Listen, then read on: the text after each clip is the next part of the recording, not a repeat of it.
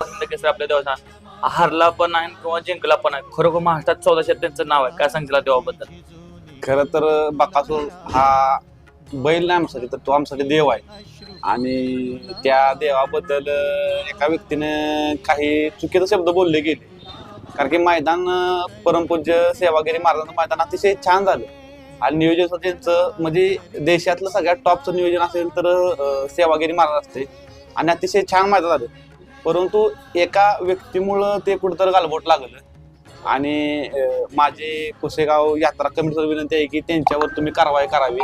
कारण की अतिशय छान मैदान आयोजन कमिटीने केलं आणि वेळेत सुद्धा फायनल घेतला. तब्बल 1201 गाड्या असताना सुद्धा अतिशय छान मैदान घेऊन त्यांनी हे केलं. परंतु आमचा देव बकासूर यावरती बोलताना त्या व्यक्तीनं थोडा तरी विचार करायला हवा होता की आज माणसं जवळपास अमेरिकेतून माणसं मामाला फोन करतात की आमचा देव कसा आहे, काय आहे, या गोष्टीची विचारपूस केली जाते.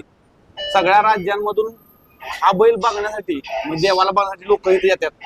आणि असं जर कोण बोलत असेल की ह्या का गाय आहेत, काय आहेत का त्या आहेत का, हे अतिशय चुकीचं आहे. कारण की त्या देवाबद्दल बोलणं एवढी तर आज मला वाटत नाही की उंची कुठल्या व्यक्तीची होऊ शकते की त्या बैलाबद्दल कोणी बोलणं. कारण त्या बैलानं आज बैलगाडी क्षेत्राला एक मोठं ग्लॅमर निर्माण करून दिले की तुम्ही बघा की बकासूर ज्यावेळेस मैदान येतो तर अनेक प्रेक्षक अनेक लोक बघायला येतात त्या मैदानामध्ये. पण ज्या दिवशी बकासूर नसेल त्या दिवशी प्रेक्षकांची संख्या सुद्धा कमी असते.